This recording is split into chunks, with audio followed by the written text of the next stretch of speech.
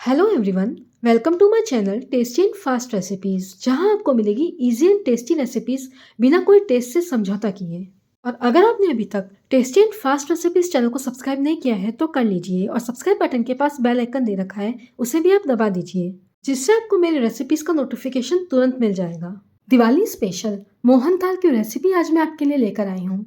हलवाई जैसे मिठाई की दुकानों पर मिलने वाला मोहन थाल यानी कि बेसन की चक्की को आज हम बनाएंगे परफेक्ट मेजरमेंट और परफेक्ट रेशियो के साथ। इस रेसिपी को देखने के बाद आपका जो मोहन थाल है एकदम परफेक्ट बनेगा। कोई भी दिक्कत या परेशानी आपको नहीं आएगी अगर आप स्टेप बाय स्टेप पूरा वीडियो देखते हैं तो। जब हम इसे घर पर बनाते हैं तो कई बार या तो बेसन की चक्की हमारी सॉफ्ट रह जाती है या फिर कड़क हो जाती है। तो इस वीडियो को देखने के बाद आज के बाद आपको इस तरह की शिकायत बिल्कुल भी नहीं रहेगी। जो बेसन की चक्की आज हम बनाएंगे वो एकदम दानेदार और मुंह में घुल जाने वाली बनाएंगे। तो चलिए फिर करते हैं रेसिपी शुरू। और आप सभी को मेरी तरफ से दिवाली की बहुत बहुत शुभकामनाएं। अब मेजरमेंट के लिए आपको कोई भी कटोरी सेट कर लेनी है। जो भी कटोरी आप यूज़ करेंगे उसी से आपको सारा मेजरमेंट लेना है। मैंने इस तरह का कप सेट किया है तो 2 कप बेसन हम यहाँ पे लेंगे। बेसन को आपको पूरा इस तरह से ऊपर तक भर कर लेना है। वैसे तो बेसन यहाँ पे मोटा वाला यूज़ किया जाता है, लेकिन हम कोई सा भी बेसन यूज़ कर सकते हैं। मैंने यहाँ पे नॉर्मल बेसन ही यूज़ किया है। अब इसके अंदर हम डालेंगे 3 बड़े चम्मच के करीब घी। घी जो यहाँ पे आप यूज़ करेंगे वो आपको मेल्टेड वाला लेना है और 3 बड़े चम्मच आपको लेना है घी। अब जो चम्मच हमने घी के लिए यूज़ की है वही चम्मच हमें यूज़ करनी है दूध के लिए। तो 3 बड़े चम्मच हम यहाँ पे डालेंगे दूध। दूध हमने रूम टेम्परेचर वाला ही लिया है, ना तो हमने ज़्यादा गर्म लिया है और ना ही ज़्यादा ठंडा। रूम टेम्परेचर वाला दूध ही आपको यूज़ करना है। घी और दूध को इसके अंदर मिलाने के बाद आपको इसे एकदम हल्के हाथों से मिलाना है। इस तरह से करने से आपकी जो बेसन की चक्की है एकदम दानेदार बनेगी। इसे आपको ज़्यादा मसलना नहीं है, एकदम हल्के हाथों से आपको इसे मिक्स करना है जब तक कि सारा दूध और घी इसके अंदर अच्छे से मिक्स ना हो जाए। ये देखिए, एकदम इस तरह से हमें इसे मिक्स कर लेना है। लग रहा है ना एकदम दानेदार। 2 कप ऊपर तक बेसन भरकर हमने लिया था और 3 बड़े चम्मच घी और 3 बड़े चम्मच दूध हमने इसके अंदर डाला है। अब बेसन को हमें हाथों से इस तरह से दबा देना है। एकदम अच्छे से आपको इसे दबा देना है और इसे ढककर हमें लगभग 12 मिनट तक रख देना है। 12 से 15 मिनट तक आपको इसे ढककर रखना है।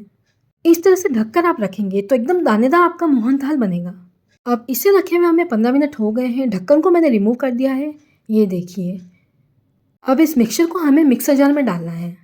बहुत ही ईजी प्रोसेस है। आपको इसे ना तो तलने की ज़रूरत है ना ही कुछ करने की, सिर्फ आपको इसे मिक्सर जार में डालना है।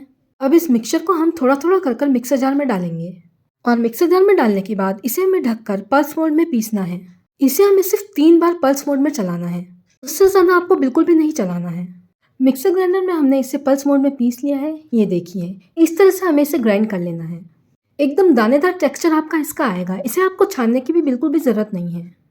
तो बस हम यहाँ पे लेंगे लोहे की कढ़ाई। आप कढ़ाई जो भी यूज़ कर रहे हैं वो थोड़े मोटे तले वाली लें। 1 कप घी हम इसके अंदर डालेंगे। 2 कप पूरा ऊपर तक भरकर हमने बेसन लिया था और 1 कप घी हमने यहाँ पे लिया है।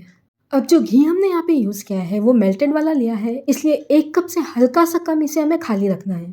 अब जो मिक्सर जार में हमने बेसन को पीसा था वो हम इसके अंदर डाल देंगे और गैस की फ्लेम हम कर देंगे स्लो। परफेक्ट मेजरमेंट और परफेक्ट रेशियो अगर आप लेंगे तो मोहन थाल जो है आपका एकदम परफेक्ट बनेगा। इसे इस तरह से डालने के बाद इसे आपको पलटे से या फिर चम्मच से इस तरह से हिला लेना है। इसे आपको कंटिन्यूसली स्लो फ्लेम पे चलाना है। इसे हमें तब तक सेकना है जब तक कि ये सुनहरा ना हो जाए और इसका जो कलर है वो चेंज ना हो जाए। एक बढ़िया सी खुशबू आने लग जाएगी जब ये अच्छे से सिक जाएगा। एकदम स्लो फ्लेम पे आपको इसे करना है, हाई फ्लेम बिल्कुल भी मत कीजिएगा। कंटिन्यूसली आपको इसे लगभग 5 से 6 मिनट तक चलाना है। 5 से 6 मिनट बाद ये अपना घी छोड़ने लग जाएगा। 5 से 6 मिनट हो गए हैं मुझे सेकते हुए और ये देखिए, इसने अपना घी रिलीज करना शुरू कर दिया है।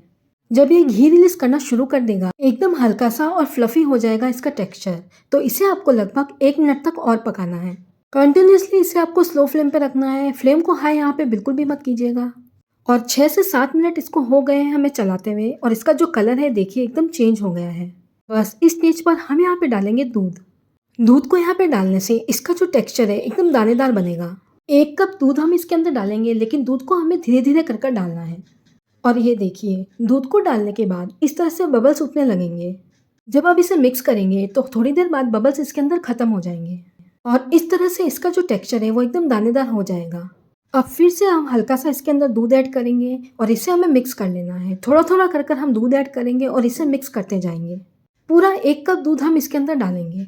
इस तरह से दूध को ऐड करने से जो टेक्सचर आएगा मोहनथाल का, एकदम क्रीमी क्रीमी आएगा और एकदम दानेदार हमारा मोहनथाल बनेगा।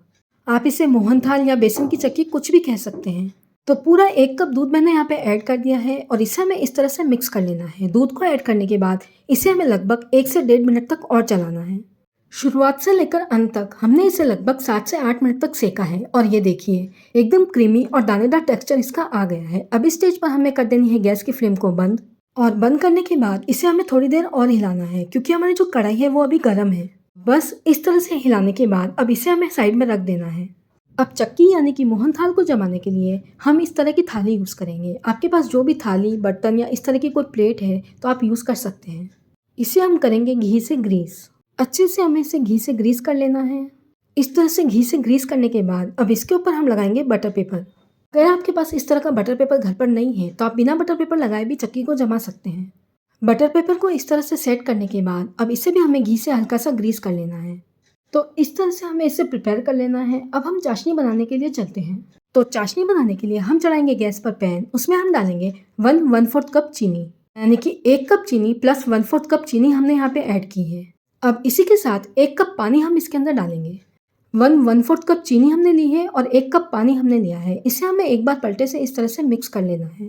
2 कप बेसन, 1 कप घी, 1 कप दूध, 1/4 कप चीनी और 1 कप पानी हमने यूज़ किया है।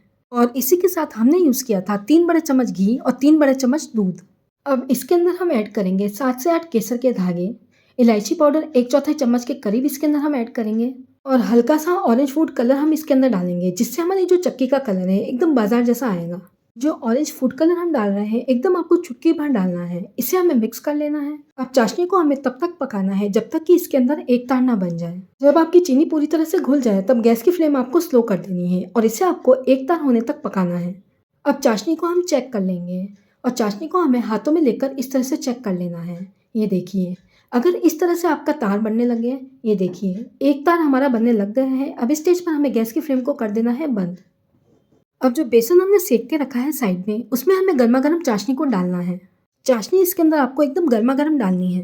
जब आप इस तरह से चेक कर रहे होंगे चाशनी को, तो एक तार बनने से पहले ही आपको इसे बंद कर देना है, क्योंकि चेक करते करते ही आपका जो एक तार है वो चाशनी का बन चुका होगा।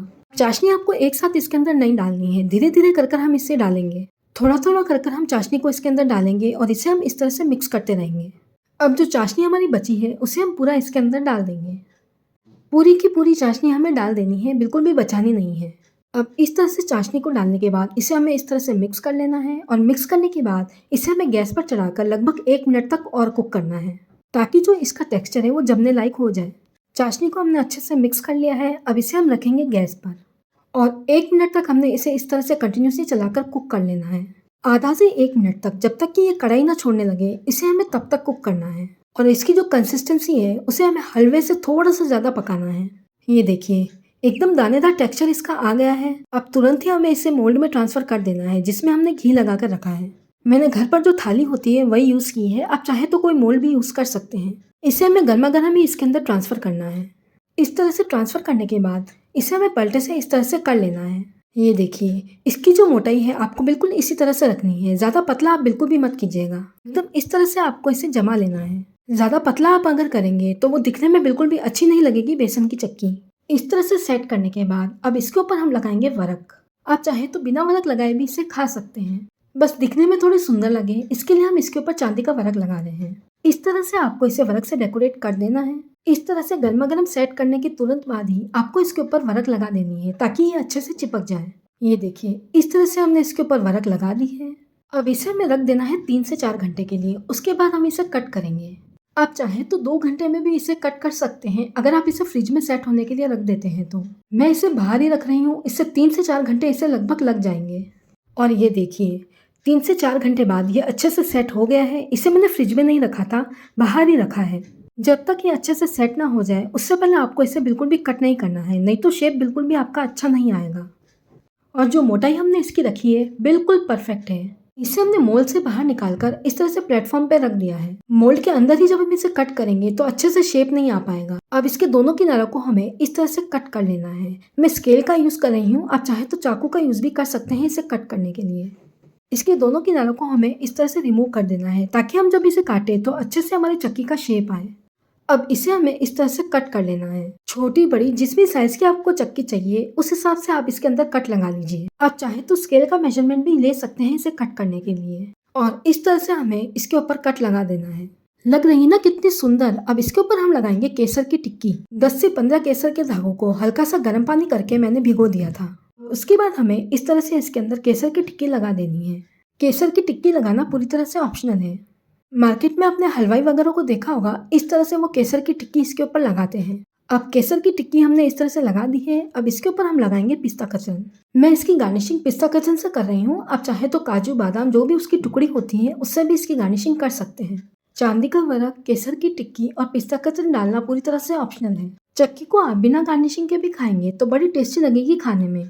तो पिस्ता कतरन से गार्निशिंग हमने इसकी कर दी है और ये लीजिए, तैयार है हमारा दानेदार मोहन थाल, यानी कि दानेदार बेसन की चक्की। है ना कितना दानेदार टेक्सचर इसका। लग रहा है ना एकदम मिठाई की दुकानों पर मिलने वाला मोहन थाल, जिसे हम बेसन की चक्की भी कहते हैं। जो मोहन थाल का टेस्ट और टेक्सचर आया है एकदम हलवाइयों जैसा आया है। एक बार आप इस रेसिपी को जरूर ट्राई कीजिएगा। तो मुंह में खुल जाने वाला मोहन थाल की रेसिपी यानी कि बेसन की चक्की की रेसिपी आपको मेरी कैसी लगी? अगर रेसिपी अच्छी लगी तो वीडियो को लाइक और शेयर कर दीजिएगा। मिलते हैं इसी तरह की tasty, fast and creative recipes के साथ। तब तक के लिए bye friends, have a nice day.